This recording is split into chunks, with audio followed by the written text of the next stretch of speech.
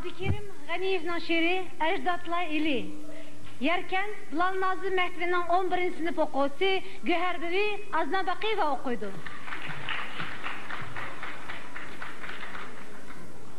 Baskınçılar yemi buldun Şerqi Türkistan, yaprak gibi solup kaldın sen ata makan. Kelgündüler atavaptu Şincan depsini, bu söz dilga taş tektiger işensen veten. Negi ketti Uyguristan digen öz namın, kaldım uyan tekli makan astı düşenin. Düşünmen azabını ey aziz ziyar, köy derdiğu ten çoğda bir senin derdin. Sen turganda perzentlerin igili bili, çecutlardın pana izde bulmak küçmen.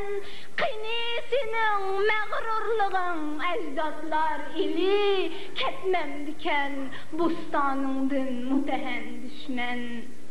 Kınisinin sadır gini kebi erlerin, kınisinin azatlıkta tükken terlerin. Ketmem diken zulmgerler koynumdun veten, kınisinin payanı yok munbet yerlerin. Düşünmen hasretini ey aziz ziyar, dertlerini muğdulgan küyündün kürdüm. Küzlerinden yaş urnuda tökülmekti kan, onu miskin akkan ili suyundun kürdüm.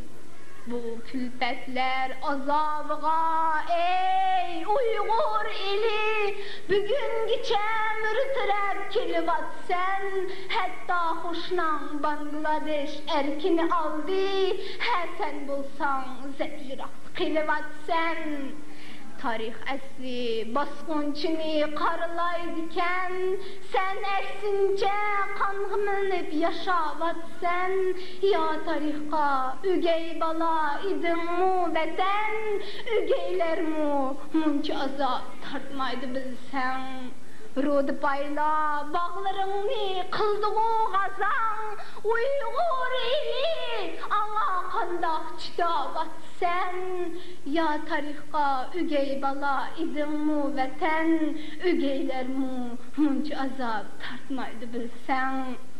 Tarım kebi taşsan çüber ecdatlar ili, küçün dolgup tenşendin aşsan çıkini.